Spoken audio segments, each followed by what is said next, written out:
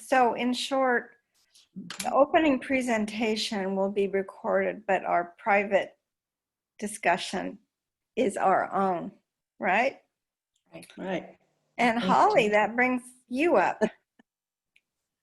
Well, my presentation is really a continuation of the gifts of the pandemic, because I learned about liminal space in the middle of probably last May, when I was complaining to somebody about how, after a month, April of the shutdown, I just was feeling like I was on pause, and there was a big gap, and some good things have happened, and I was learning some wonderful things, but really it was just so difficult, and I just didn't feel like I could go forward, and so I was on a pity pot.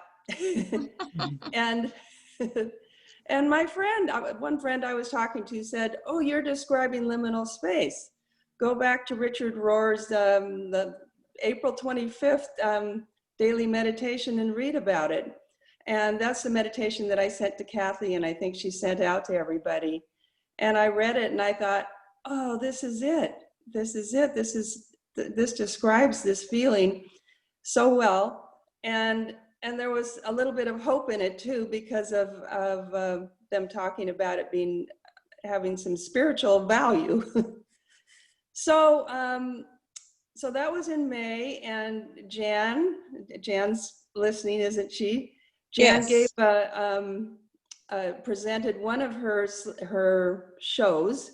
I think it was about the Holy Spirit, and that one was equally beautiful. It was stunning, and I thought at that time, well, I can't do that, but I wonder if I could at least learn how to do a slideshow or something to show liminal space. So I worked on that, and I came up with something, but I have an iPad and I cannot present it. So Kathy's going to present it to you, and she's going to do it twice. Once, I thought that was a good procedure, the way that Jan did it last time. Once silently, and then the second time I'll read it. So the first time she'll go through it and you just read it to yourselves. And then the second time I'll read it. All right, so here we go. This is where I demonstrate my amazing prowess. Oh, here we go.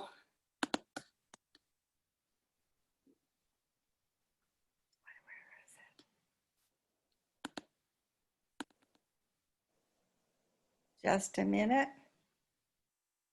I don't see it on my screen. Hold on. Do you see it yet? No. Okay, I'm on it, but it's not on screen. Just a minute, I'm going to get Paul. Your screen? You go to share screen, yes, Kathy. I did do that. And then when it shows your desktop, you don't see the file. I have my file here, but just a minute. Maybe I didn't push. I thought I did push. Okay, here we go. There it is. Yeah. All right. We're ready.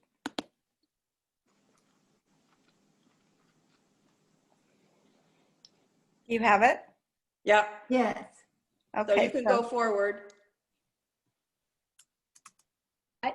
Do you have to push play? I did push play, and we're just going to do this silently then. Is that the idea? Okay.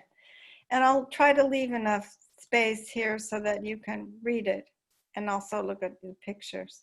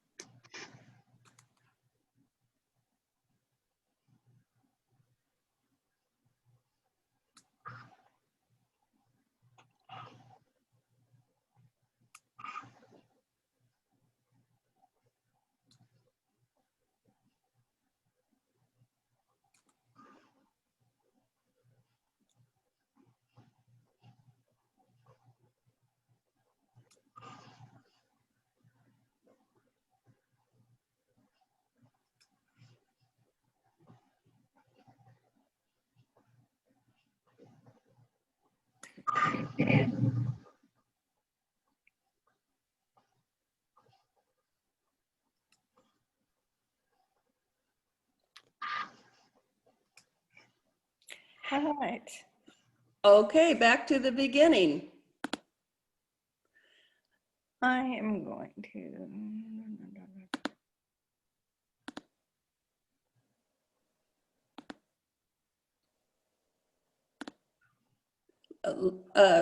Liminal comes from the Latin word limen, meaning threshold or doorway.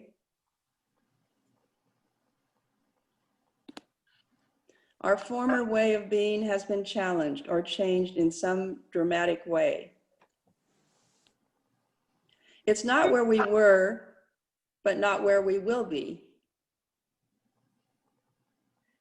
Already is over, but what is to be is not yet. Can we stop just a second Yeah. Sure. and go back 2 slides? That picture to me is stunning because you've got 2 people in a boat and they are rowing in opposite directions. Oh, yes. I'm glad you pointed that out, Diana. Oh my gosh, how often do we feel like that right now? Oh, so many That one times. just makes me cry. Thank you. Okay, back to 5. Already is over, but what is to be is not yet. In liminal space, we feel betwixt and between, looking forwards and backwards at the same time. We see into the past and glimpse the future, but are not really living in either. What we knew is over. What will be is unknown. In liminal space, we descend and we do not intentionally come back up or out immediately. We are waiting and waiting and waiting. Powerless to speed up time or start the next stage. We usually try to avoid liminal space. It's chaotic, difficult, and challenging. The old rules and expectations no longer apply. We are not in control and uncertain about the future. We feel vulnerable and powerless. But though we push against liminal space, it is often a time when we are the most receptive and open and teachable, more than in normal times. And for this reason, many great spiritual teachers seek to be exactly in this place. This is, they say, the ideal space for spiritual growth, the place that the divine presence is leading us, a sacred space. A space where real transformation can take place and a bigger world can be revealed. The global pandemic we now face is an example of an immense collective liminal space. It would be difficult to exist at this time of global crisis and not feel caught between 2 worlds, the one we knew and the one to come. How will we begin to think and act in new ways? The end. All right. Oh, So we'll leave that then. That is fabulous, Holly. Thank you so Okay. much. Oh, it was Nice. fun to Thank look you, up Holly. pictures and Oh. think about it. And I had to think back about times when I thought I experienced liminal space. And it's not every transition, because some transitions you look forward to, like going to college from high school. I was happy to get to college and leave high school behind. But there were other times when I retired after being a teacher for 30 years, and I was fine in the summer because I had the summers off, but when September came around, it was so hard for me. And it was, I was looking back, I was having dreams about being back in my old school and them saying, no, you can go, we don't need you. And so that was, I think, an example of liminal space. And when I was 12, my family's house burned down, and we lost everything. Not a toothbrush or a sweater left. And so those few months afterwards were definitely full of liminal space. And there were gifts in both of those times. The gift of the fire was a bondedness with my family that probably would not have occurred. I don't think it would have happened the same way. So there was a gift there, but it was definitely a difficult time, and it didn't feel like a gift at the time. It was without grace at the time, or the feeling of grace. And that's one of the characteristics, I think, of liminal space. It's not supposed to feel like a mystical experience while you're doing it, although you might have a mystical or a divine presence come into your life, but it's generally a difficult time. So, and I guess I'll talk about some of the, when I was doing a little bit of online research, the biblical references to liminal space were times like when Jesus was out in the wilderness between being baptized and his ministry, and 40 years for the Israelites in liminal space. That's a long time to be in liminal space. And it was a time of uncertainty and strife and wanting to go back. But it was the time between slavery and the promised land.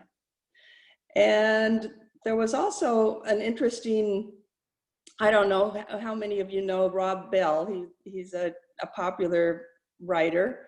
And he was a pastor, so he writes about Christian themes a lot.